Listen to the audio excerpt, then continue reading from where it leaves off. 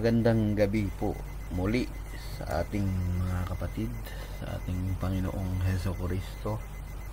Siya lang naman po ang revelation ng Biblia, dahil kung hindi nagpakilalang Diyos si Kristo, wala nang debate, wala nang pagtatalo. Nag-iisa lang naman po ang Diyos, at there is only one jealous God. Pag sinabing jealous, ayaw niya na may kapartner.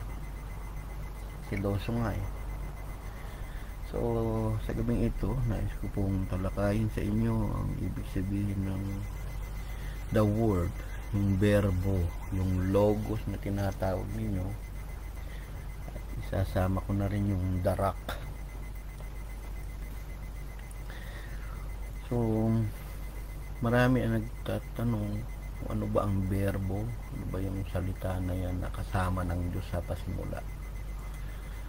So, gaya ng sinabi ko sa inyo, minsan ang namamagitan ay nagiging third party, at sa pamamagitan mo ay ikaw na yon. Namamagitan si Ben sa kaso ni Pedro at Maria, so namamagitan ako sa third party. Sa pamamagitan ni Ben, nanalo ang kaso ni Maria, so sa pamamagitan ko, pali ako na yon. Inuulit ko lang ito dahil marami ang nalilito sa na pwedeng paggamitan ng dalawang salita na yan. Sa 2 Peter 1:19-21, at kami mayroong lalong panatag na salita ng hula, na mabuti ang inyong ginagawa kung ito'y inyong sinusundan, na gaya ng isang ilawang lumiliwanag sa isang dakong madilim. Isipin nyo, nasa madilim kayo lugar, tapos nakakita kayong butas, may liwanag, ano? Parang susundan yun hanggang sa pagbubukang liwayway, at ang tala sa umaga ay sumilang sa inyong mga puso. Sa Revelation 22:16, kung si Jesus ang nagsugo ng aking anghel upang sa inyo magpatotoo, sabi niya aking anghel upang sa inyo magpatotoo ng mga bagay na ito sa mga iglesia. Ako ang ugat at ang supling ni David. Saka ako natalakayin ng awit 110:1 na yan. At ang maningning na tala sa umaga. So yung palang sisilang na tala sa umaga, pag nasundan nyo yung hula, ay si Kristo ang maningning na tala sa umaga. Ano? So nais ko lang din sabihin na yung nagsasabing Lucifer, hindi marunong ng Latin yun, na light. Hindi naman ang light talaga sa Latin ay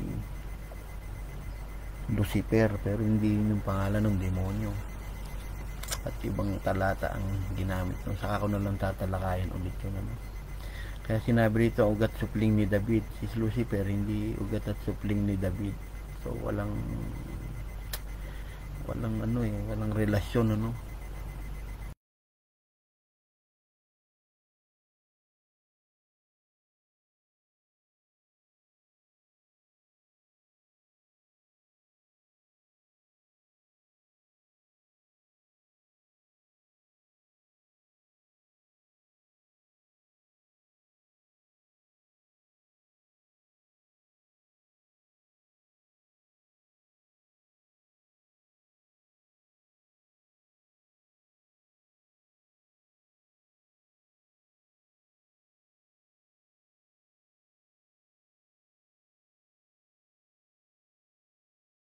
Ng mga taong kinasihan ng Espiritu Santo ni Kristo.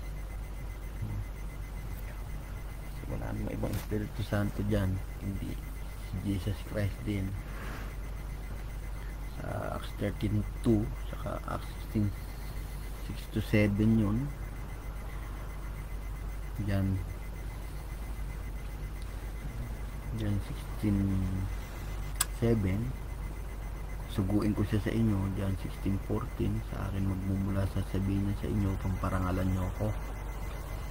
So yun din yung Espiritu Santo, ano? So tutukan natin yung salita ng Diyos, meaning iisa, no? Tingnan nyo, ng Diyos. Sinabing ng Diyos, iisa lang siya. Tingnan ko nga kung nakalive pa ako, no? Kung nakalive pa, baka putol na yan, no? So, tutukan po natin ang salitang ng Diyos lang, ng Diyos. Ibig sabihin isa. Meaning iisa at hindi siya dumadami, ano? At lahat ng katangian na babanggitin niya sa Kanya. Tutukan natin yung mga naka-red colors, ano? Nang pasimula ay nilikha ng Diyos ang langit at ang lupa. Tingnan nyo, ha? At ang lupa'y walang anyo't walang laman, at ang kadilim ay sumasa ibabaw ng kalimutan. At ang Espiritu ng Diyos, nilikha ng Diyos, Espiritu ng Diyos. So, Espiritu nung Genesis 1:1 ay hindi hiwalay sa Kanya. Kaya nga, Espiritu ng Diyos, nilikha ng Diyos. Ito yung God na lumilikha, yung Creator. At yung Espiritu ng Diyos, Espiritu niya rin.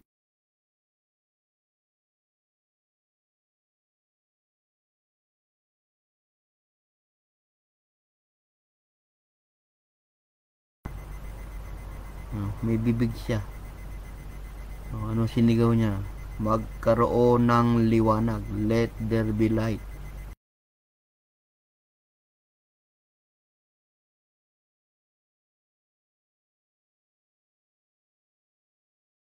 Ang ng Diyos, may hiwalay ba sa Kanya? Pasimula nilikha ng Diyos, Espiritu ng Diyos, sinalita ng Diyos. So, siya yung Diyos na may Espiritu, na siya rin yung nagsalita. Hindi po pwedeng siya yung nagsalita, hiwalay yung salita niya sa Kanya. At hindi pwedeng hiwalay din yung Espiritu sa Kanya. Ano siya? Ang Espiritu, ang laman, ang walang Espiritu yung patay, sabi nga, di ba?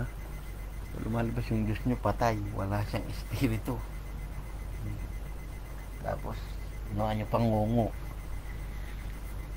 Kaya sinabi, sinalita nung Diyos. Kaya lumalabas, nang pasimula nilikha ng Diyos, may Espiritu yung Diyos, siya rin yung nagsalita. Kaya isa lang yung Diyos na may gaganapin na tatlo. Yan nga yung pagiging ilaw o magkakatawang tao. Ito yung may Espiritu ng Diyos, Espiritu rin nung lumikha. Ang ilaw na binanggit sa Genesis 1:3 ay hindi araw o buwan, dahil fourth day of creation sa Genesis 1:16 na nilalang ang araw, buwan at bituin. So sabi sa Genesis 1:16-19, nilikha ng Diyos dalawang malaking tanglaw, ang araw at buwan, pati bituin. Genesis 1:16, Genesis 1:1, Genesis 1:3, mayroong light na binanggit sa first day. So hindi yung liwanag na akala ninyo na ang nararanasan nating liwanag. So yun ay ibang ilaw, ibang light. Ano yun?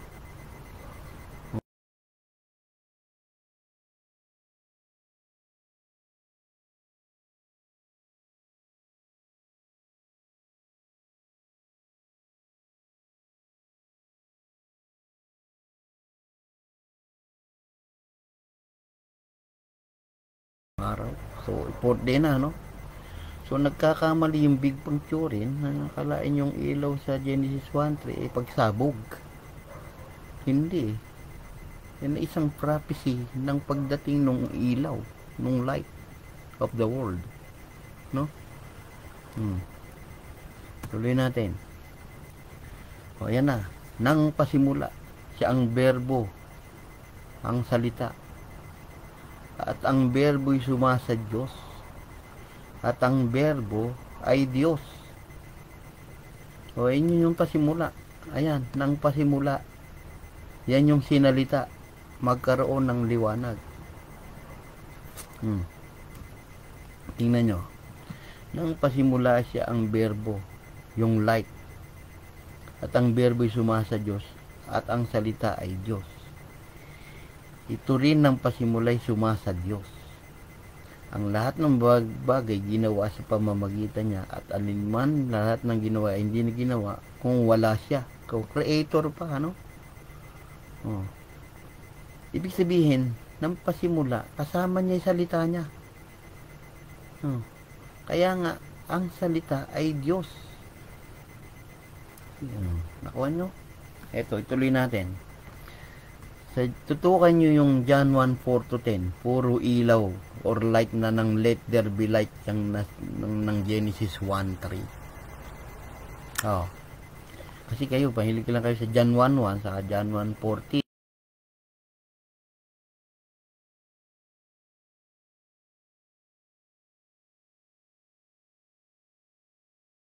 Ang buhay. At ang buhay siyang ilaw ng mga tao. Ayan na. Si let there be light, yun na yung light. At ang ilaw ay lumiliwanag sa kadiliman at ito'y hindi na pag-unawa ng kadiliman. Ayan na, umiilaw sa inyong mga puso. Anina. Naparito ang isang tao na sugong mula sa Diyos na ang kanyang pangalan ay si Juan, si John the Baptist.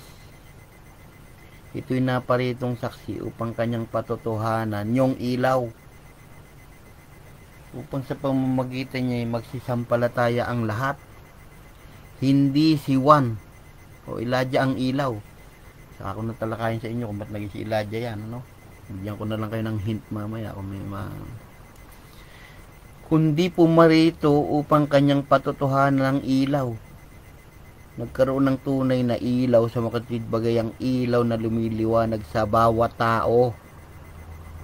Sino raw ba dapat ang liliwanag sa bawat tao? Ha? Ayun yung sinasabi ni Pedro kanina, sundan yung hula.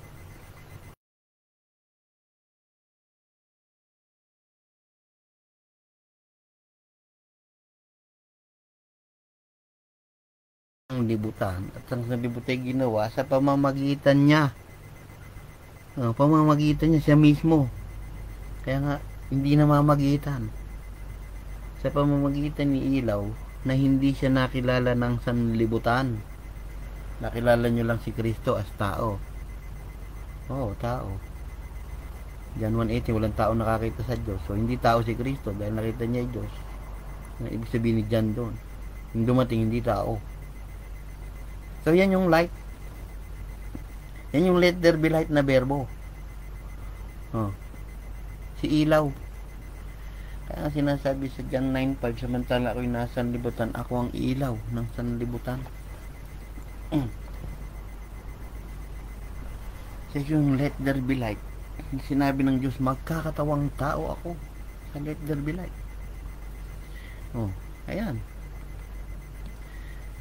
Siya'y naparito sa sariling kanya. Israelita yan. At siya'y hindi tinanggap ng mga sariling kanya. Sa iba, bayan niya yung nakasulat. Datapwat ang lahat ng sa kanya'y nagsitanggap ay pinagkalooban niya ng sila ng karapatang maging mga anak ng Diyos. At sa makatwid bagay ang mga nagsisipalataya sa kanyang pangalang Jesus. Pag nanampalataya kayo sa pangalan ni Jesus, doon lang kayo bibigyan ng karapatan na maging mga anak ng Diyos.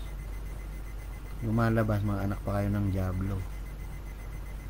Naging biktima ni Eva at Adan sa Old Testament sa kasalanang ginawa doon sa ahas. Tanyo, si Kristo lang nagbibigay ng karapatan maging anak kayo ng Diyos kung magsisipasampalataya kayo sa kanyang pangalan. Na mga ipinanganak na hindi sa dugo, hindi sa kalooban ng laman, hindi sa kalooban ng tao, kundi ng Diyos. Kalooban ng Espiritu Santo na to. Kayo mga ipinanganak hindi na sa dugo, ang kalooban ng laman. Kaya nga sinabi, kailangan kayong maborn again. Mabuhay na mag-uli, pero dapat kilala niyo Diyos niyo. Hindi yan tatlo. Ano sabi? At nagkatawan tao yung salita. Ibig sabihin, let there be light. Sinabi nga ng Diyos yan. Magkakatawang tao ako. At tumahan sa gitna natin, nakita namin ang kanyang kalwalhatian na gaya ng bugtong ng Ama. Pag sinabing begotten of the Father, hindi sinabing bugtong na anak ng Ama. Pag sinabing begotten of the Father, monogenes yan. Isang gene na hindi nyo pwedeng baguhin. Unique and only one gene. Kaya si Father yang nabuo sa tiyan ni Maria. Ayan yung talata. Huwag yung binabago. God is with us. Everlasting Father, mighty God yan. napuspos ng biyaya ng katotohanan. Ulitin natin, tingnan nyo. Nang pasimula, nilikha ng Diyos, espiritu ng Diyos, sinalita ng Diyos. Yung Diyos may espiritu, at nagsasalita siya. Sa 1:16, fourth day na nalang buwan at araw. Nang pasimula siya ang berbo. Ginawa, naging creator dito. Kaya ngayon yung ilaw, puro ilaw. So ito yung si Let There Be Light. Makikita nyo yan mamaya. Tuloy ko. Ito.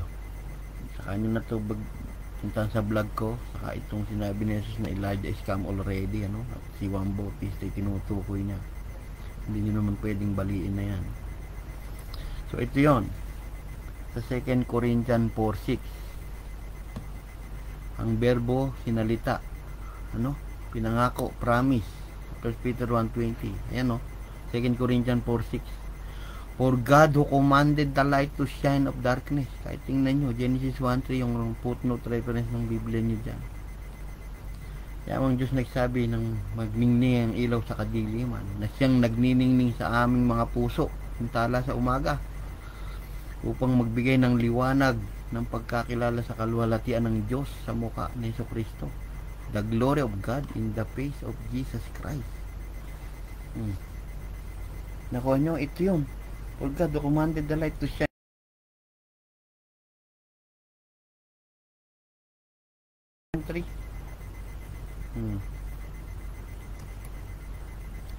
Ayun magkaroon ng liwanag. Yan, puro ilaw nga yan ngayon, sabi nga sa 2 Peter 1:20, na nakilala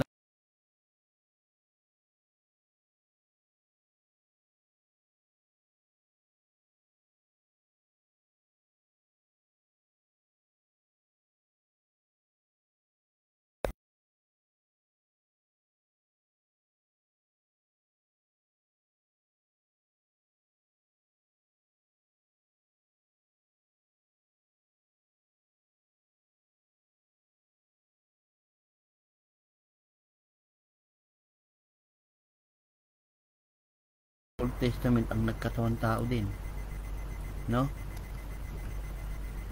ngayon John 8:12, then speak Jesus again unto them, I am the light of the world, the followed me shall not walk in darkness but shall have the light of life. Sinusundan nyo yung light of the world, si Let There Be Light, hindi kayo mapupunta sa dilim. Masusundan nyo liwanag hanggang lumiwanag siya sa inyo.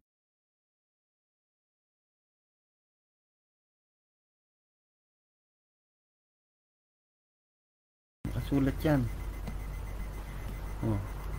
Sa Revelation 19, yung nakasakay sa kabayo, nararamdaman ng puti sa kanyang dugo, ang kanyang pangalit tinatag na ang verbo, ang light ng Diyos. Yan ay si Jesus.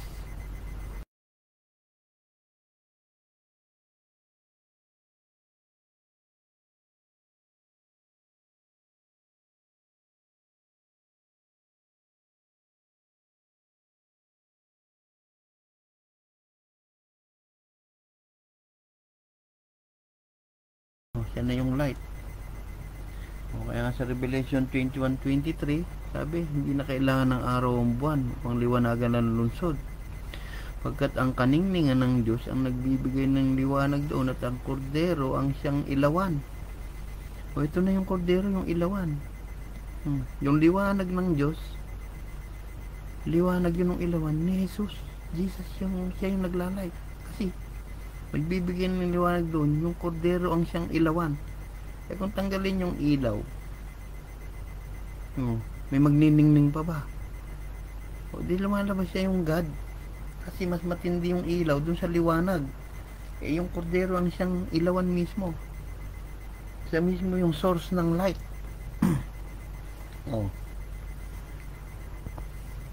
Kuha nyo. Kaya nga, light. Yan yung let there be light. Yan yung verbo. Kailangan umiilaw sa inyong mga buhay, sa inyong mga puso. Yung sabi sa John 21:25. Mayroon ding iba't ibang mga bagay na ginawa si Jesus na kung susulating isa-isa, inakala kahit sa sanglibutan ay hindi magkasya ang aklat na susulatin. Isipin nyo kung sinulat lahat yung ginawa ni Jesus, buong mundo puno ng aklat, gaano kalawak ang mundo, ay hindi kakasya. Lumalabas yan yung yesterday, today, and forever. Hindi niya na lang inilista paano siya gumawa ng langgam. Hindi niya inilista paano niya ginawa yung araw, paano niya ginawa yung buwan, ano yung mga komposisyon na chemical, no? Kung ano-ano. May gumising kayo para kayo maging mga anak ng Diyos. Dahil sila nagbibigay ng karapatang maging anak kayo ng Diyos. Ayan. Tatad ng ilaw yan. Kaya sabi, nagbibigay ng karapatang maging anak kayo ng Diyos. So ayan, no? Sa kanya yung nagsitanggap, pinagkalooban kayo ng karapatang maging anak ng Diyos. Kung magsisisampalataya kayo sa kanyang pangalan, na siya lang naman talaga ang Diyos ng Israelita. Ayan, no? Hari ng Israel. Hindi nyo nga nakilala eh. Ayan, no? Hindi nyo napag-unawa. Hindi nyo napag-unawa na yung let there be light na verbo na nasa 2 Corinthians 4:6, na for God commanded the light to shine in darkness, ay si Jesus.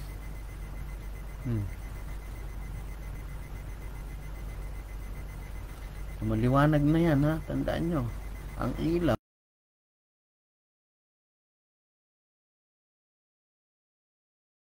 ng liwanag ay galing dun sa ilaw.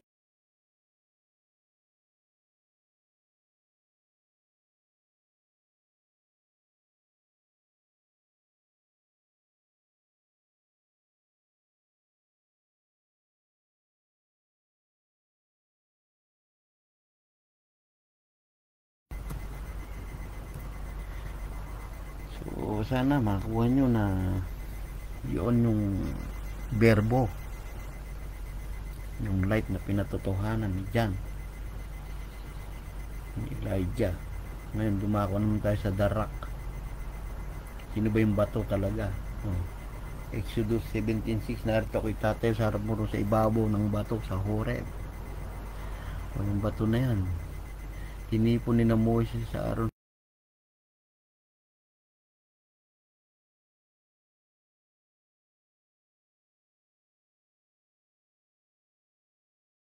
Sinabi ko sa iyo na ikaw, Pedro, sa ibabaw ng batong ito tatayo ko aking iglesia. Hindi kay Pedro, si Kristo yung bato dyan. Kasi hindi naman si Pedro ang bato, sinabi niya rin dito. Ayan, no? Si Pedro na nagsabi na hindi siya yung bato na nakahula sa Isaiah 28:16. So yung sinasabi niya, yung maglalagay ko ng batong saligan sa Sayon. Subok, matatag, mahalaga, magtiwala rito, hindi mapapahiya. Sapagkat sinabi ng kasulatan. So yung kasulatan, yung hula ni Isaiah yon. Tingnan nyo, nilagay ko sa Zion ng isang batong panulukan. Pinili.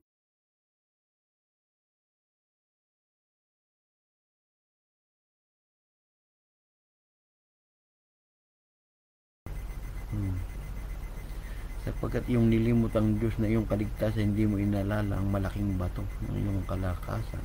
Isaiah 17:10-11.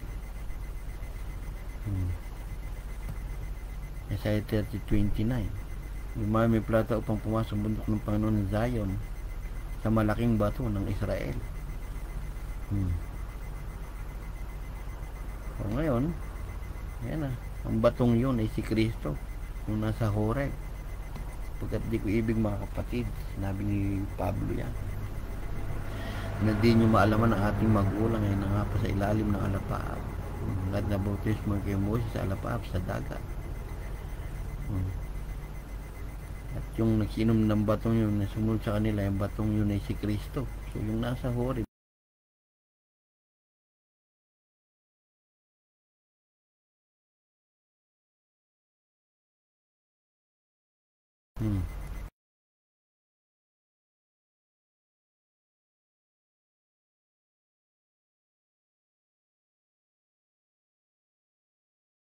Isaiah 8:13.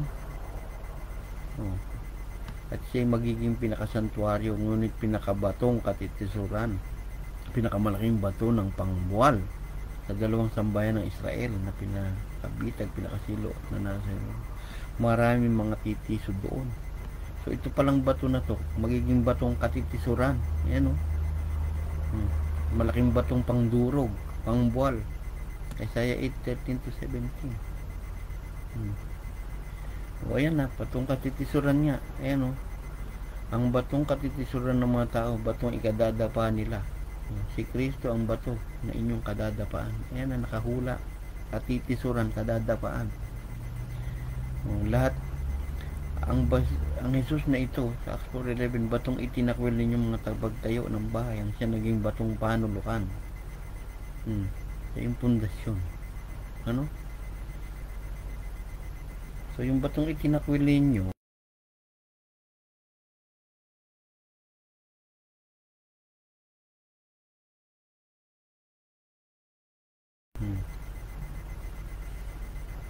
at ang bawat dumirinig ng aking mga salitang ito'y ginaganaw ay matutol sa batong matalino yung kanyang bahay sa ibabaw ng bato. Kaya huwag kayong magtayo ng bahay sa buhangin. Ngayon kung matulin ng pagdidiscuss ko, i-post nyo na lang yung video, saka nyo basahin itong mga nakasulat. Ina-highlight ko lang dito yung tungkol sa bato, no? Ayan, natupad. Magiging pinakasantuaryo, ngunit pinakabatong katitisuran at pinakamalaking bato ng pangbuwal. Kaya nga marami sa inyong natitisod, nadadapa. Lahat ay madudurog sa batong ito, sabi. Kaya nga pangbuwal yan. Marami nakatisod.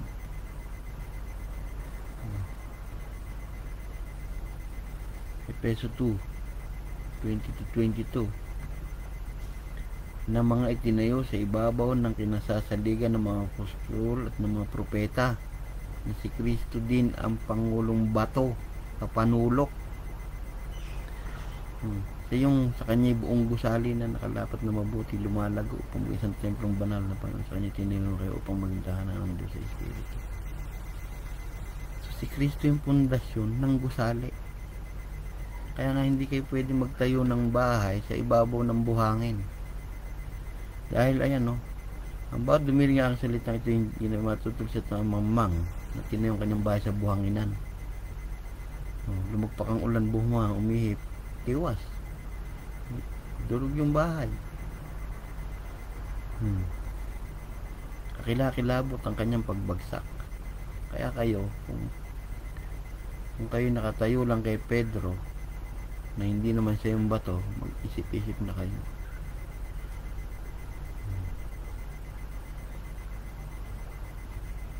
Upon this rock I build my. So si Kristo yung darak, hindi si darak na si Dwayne Johnson ba yun?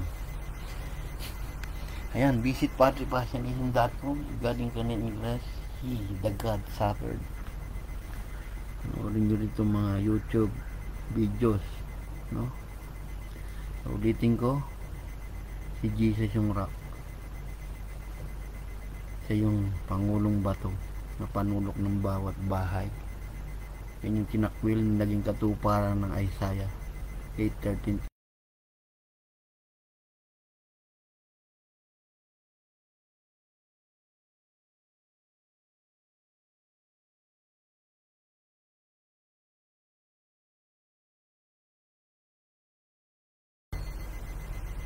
Nakilala nyo na yung light of the world, yung ilaw, ayan no. Kordero ang siyang ilawan, sinabi na tanggalin nyo yung ilawan, patay yan, madilim yan.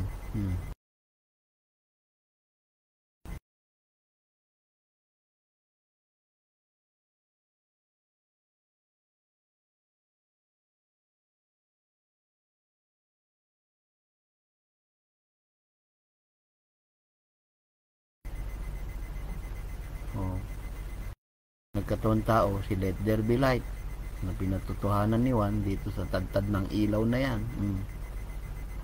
Puro ilaw yan na creator. Lahat ng bagay nawa sa pamamagitan niya, yung creator yan eh. So, hindi sa ilalim mo, hindi siya nakilala sa libutan. Siya ay nasa libutan, sa libutan ginawa sa pamamagitan niya. Kaya nga ang creation ay John 1:3, John 1:10. Minsan talakayin ko sa inyo yung Hebrew na hugutan ng talata ni David.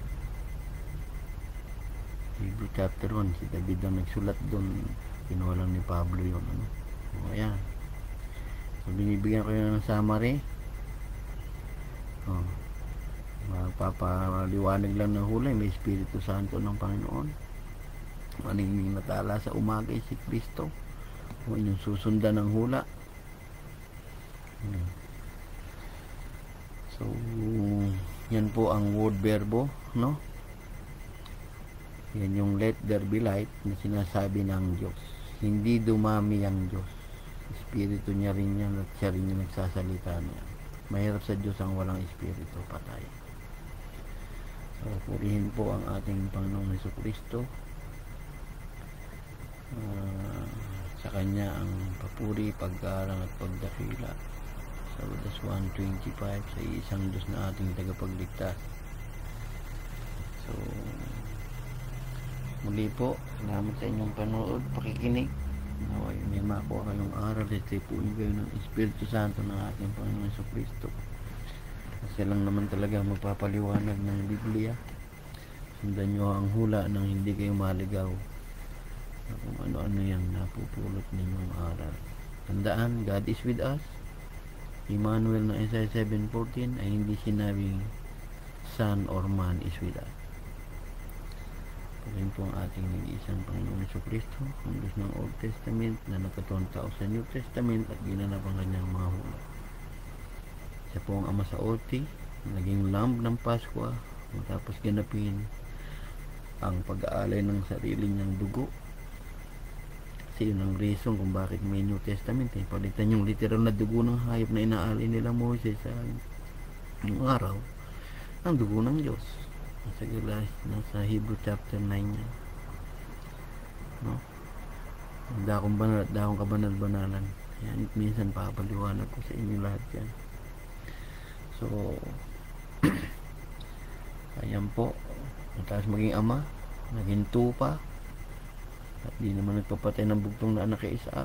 Siya yung ram na lumabas, matapos ganapin, umakit sa langit at ibinuhos ang kanyang espiritu sa prophecy ni Joel na natupad po sa Acts dun sa previous video ko. Okay po, maraming salamat po sa inyong panonood. I'm out. Purihin po ang ating Panginoon sa Kristo.